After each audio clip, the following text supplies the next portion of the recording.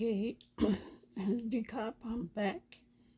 Um, we'll begin reading from this Torch book, and it is titled Tales of Remarkable Courage and Hope, and it is by ovarian cancer survivors. And I will start by reading the acknowledgement. Let's see. Let me try to get this right.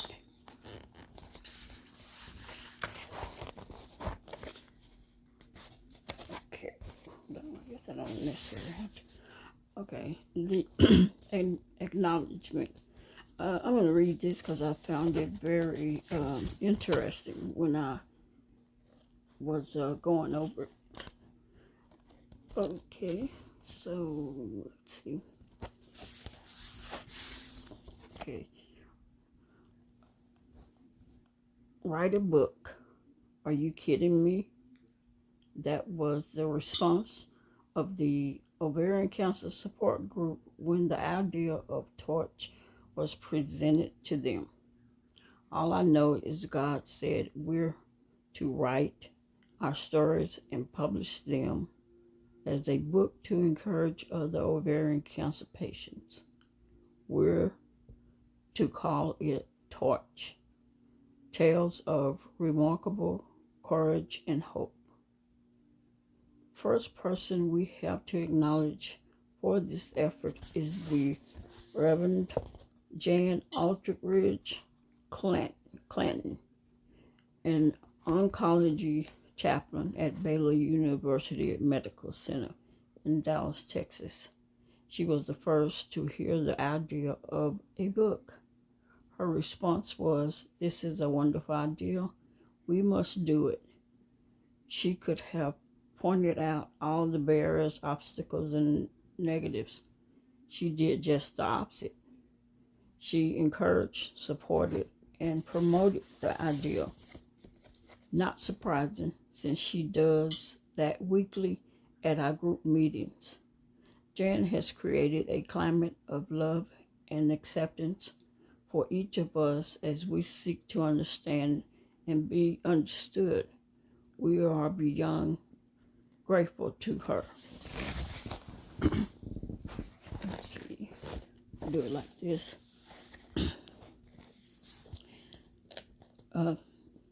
Thank you. Thank you seems so small in light of a big contribution Baylor University Medical Center makes to us individually and as a group. Driving up to the facilities, we are met with huge banners proclaiming, help us conquer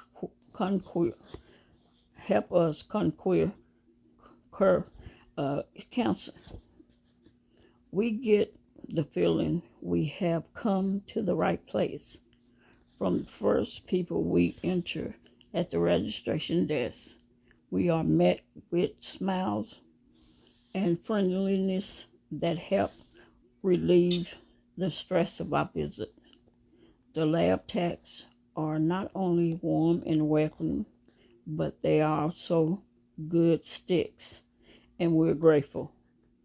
Entering our beautiful meeting room in the basement, we feel as though we've come into somebody's lovely living room.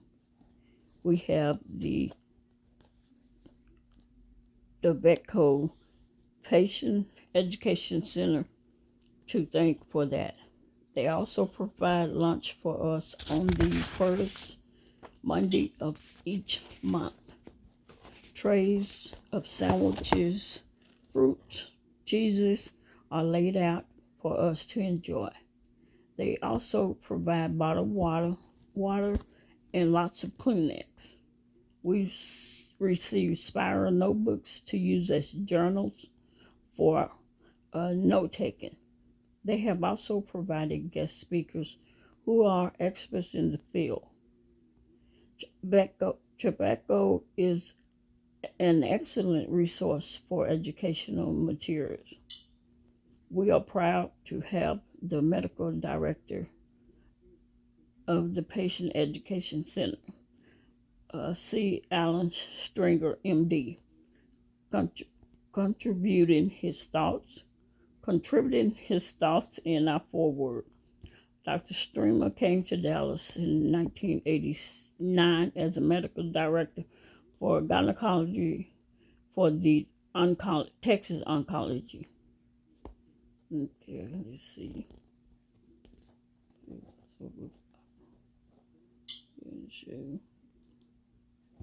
I don't want to go through all of this.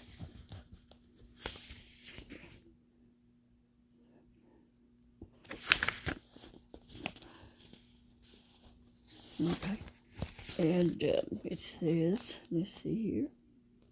Our gratitude also goes to Shelley McClure, a member of the ovarian cancer support group, for her generous contributions to the ongoing work of this group.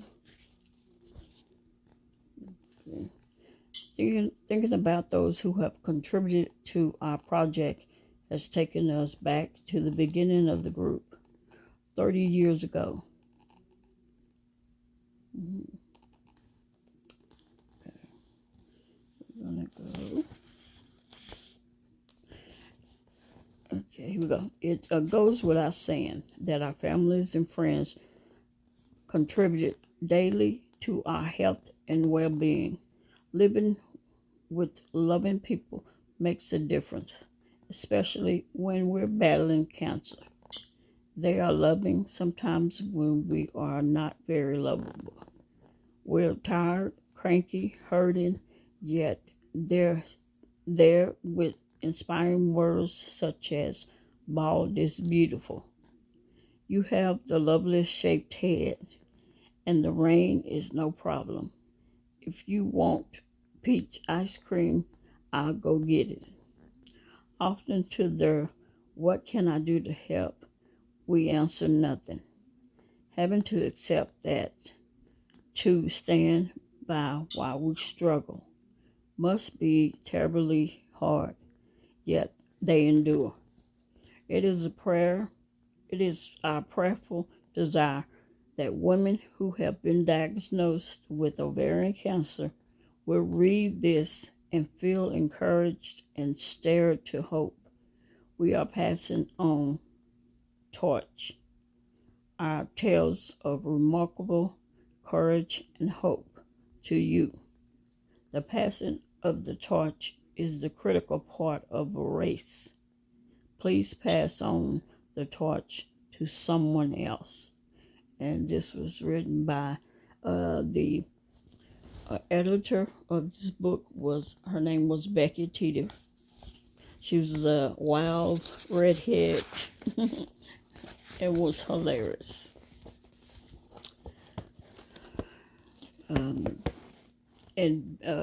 Becky is no longer with us. Okay. Now here's the, let me see. It's called the foreword. And in this collection of stories by ovarian cancer survivors, you will read how women draw from their emotional and spiritual resources to complement the medical treatment they receive. This collection is aptly entitled Torch, in that the women are passing the torch of hope to you. TORCH is also an acronym for Tales of Remarkable Courage and Hope. In my practice as a oncologist, I am privileged to hear these remarkable tales and to see the stories unfold before me. The writers exemplify the strength of spirit and endurance that is so common in these patients. As the director of the Virginia R. Betko Patient Education Center, it is my privilege to be in a position to educate and encourage patients who are diagnosed with malignant disease. The mission of the center is to give knowledge and hope to patients living with cancer. The members of the staff include nurses, social workers, chaplains who work as a multidisciplinary team to provide educational programs and support groups to cancer patients and their families. Let's see. Virginia was a breast cancer survivor, believed that doctors were not the sole owners of knowledge about a particular disease. Rather, patients also possess knowledge, and through group supportive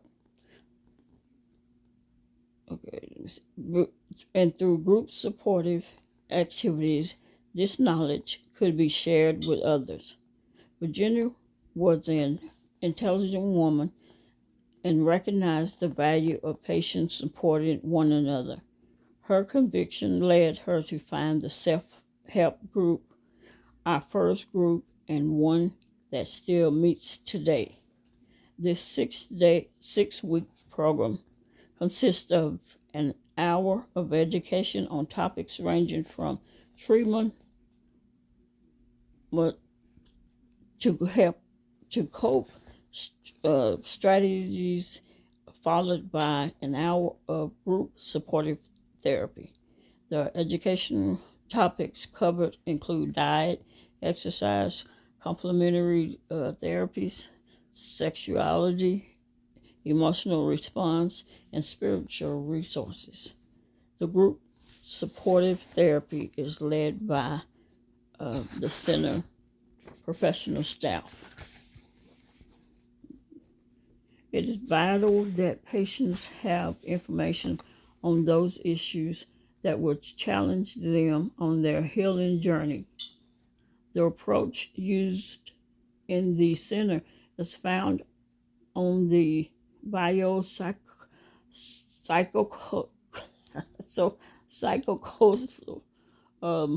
I messed that word up, model of treating the patient rather than the pure biomedical approach. Okay, let's see. Okay.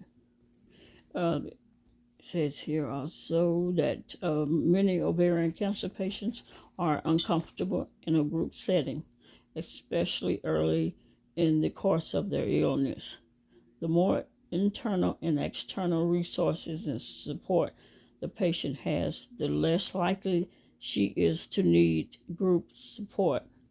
We have found, however, that a brief course of individual therapy allows many women who would otherwise not join a support group to transition into a group with beneficial results, including improved psychosocial adjustment and decreased anxiety.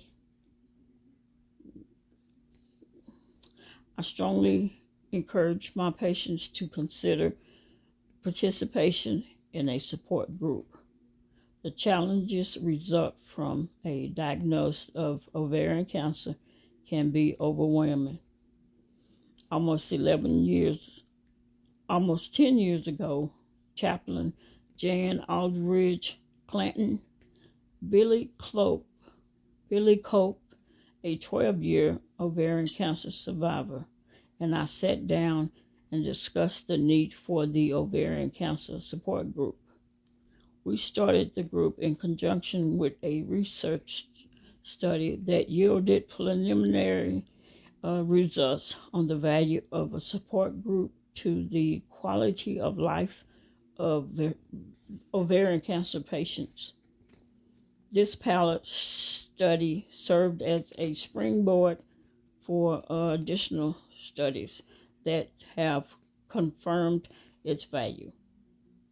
The support group continues to grow in its outreach to women with ovarian cancer. This book is an effort by ovarian cancer survivors to reach out to women all across the country with the torch of hope.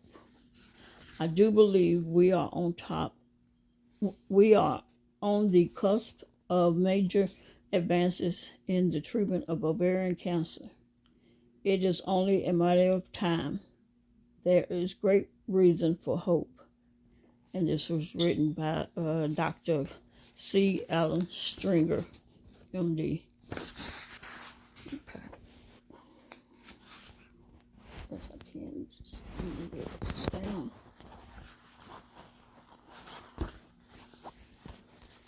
Okay. Now I'm going to do the introduction to the group before we get to the stories of the survivors. It is 1 p.m.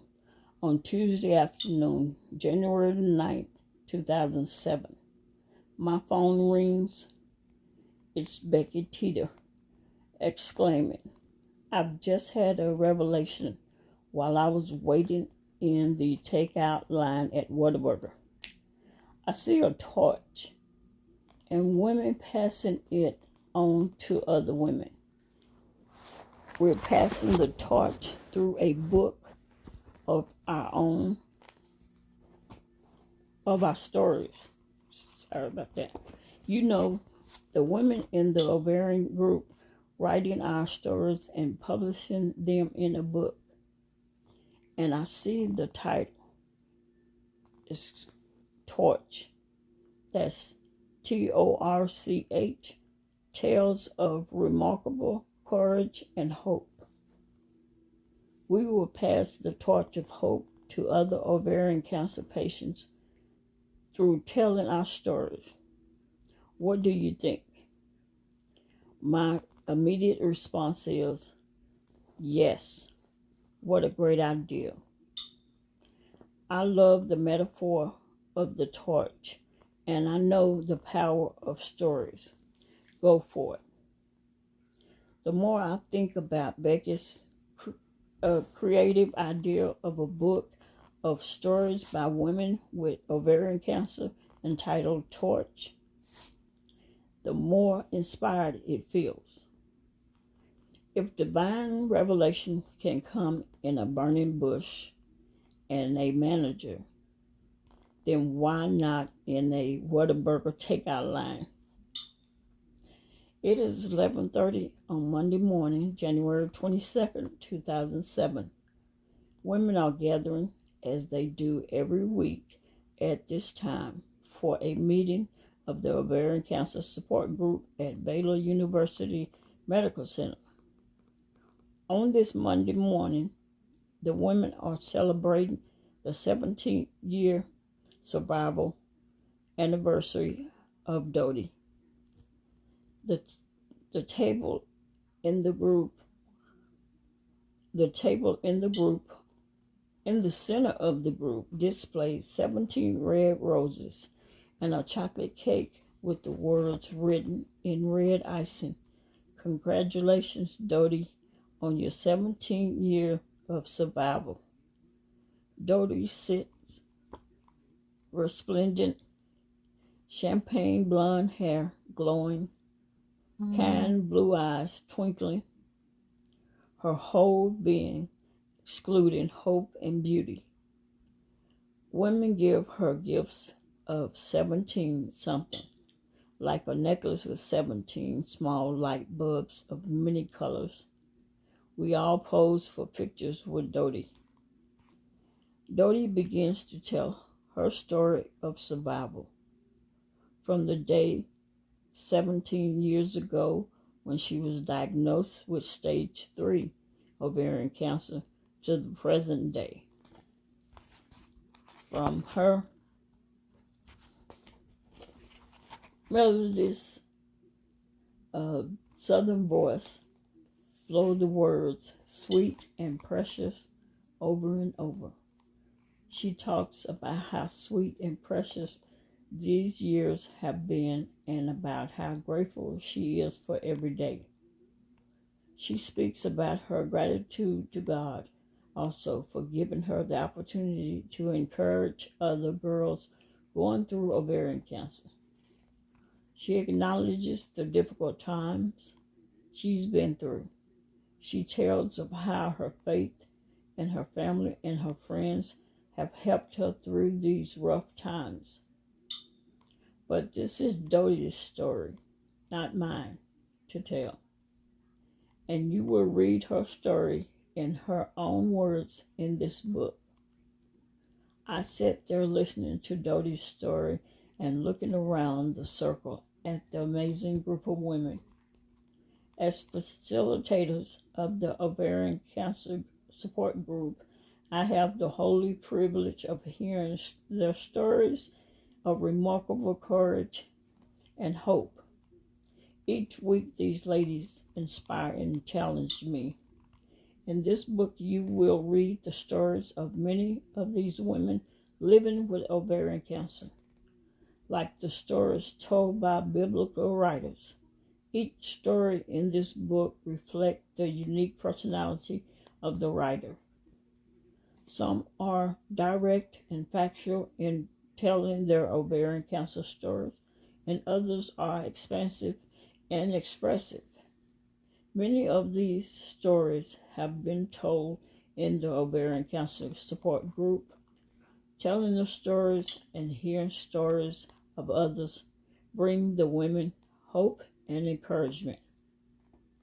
Part of the existent search for meaning through the cancer experience is looking for patterns that give coherence to life. Telling her stories help women with ovarian cancer in the search for meaning. Telling and hearing stories help them integrate their current experience into their life stories. Is an effort to discover hope for the future. Through their stories, they also explore things they may do with their ovarian cancer experience. The women offer these stories to you with the hope that they will help you through your ovarian cancer journey. Hold, let me get a wet my mouth a little bit. Give me something to drink.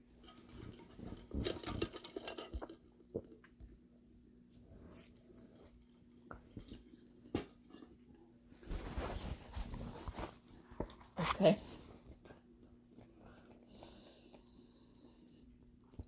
The narratives in this book hold sacred value. These stories reveal possibilities for human relations and for a relationship with the divine.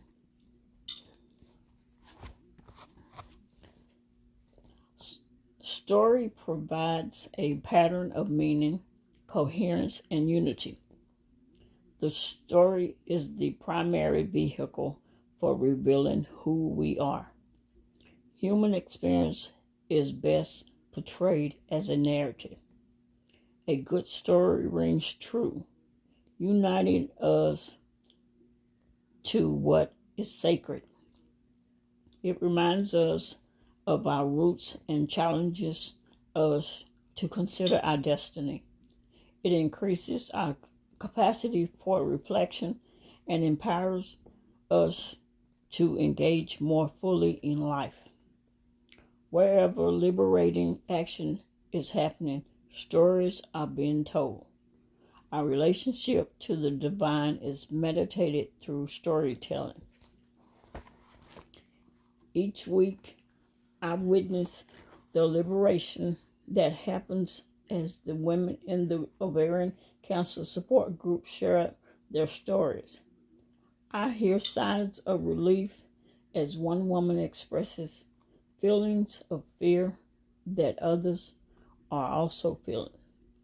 Relief comes in having their feelings validated and normalized. Feelings buried to protect family members come pouring out, while heads nod in identification. A woman timidly expressed feelings she had been afraid to tell others because they may think she was crazy. The others assure her with words and nods that they've had the same feelings. A woman tells a funny bald head story, and all the women laugh with relief. Women in the group find connection with one another as they speak and hear one another's story. They feel free. Sorry about that. They free one another to accept their feelings as normal and to express their feelings, releasing emotions that had weighed them down. The women find new freedom and energy for the healing journey.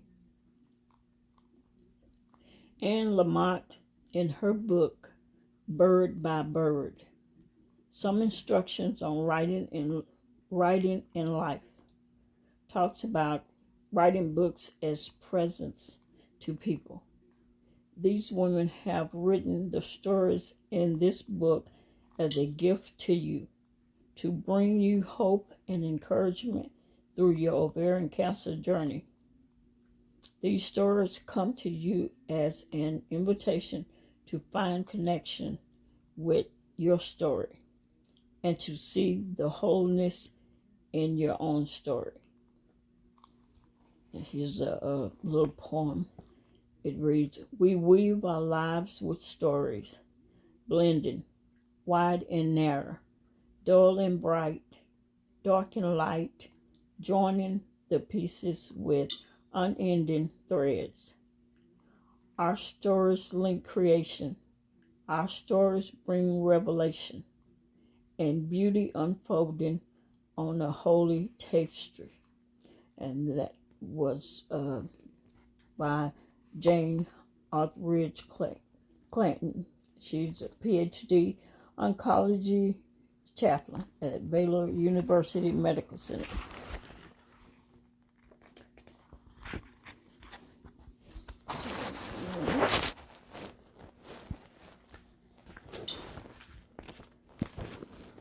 Okay, and I think I'm going to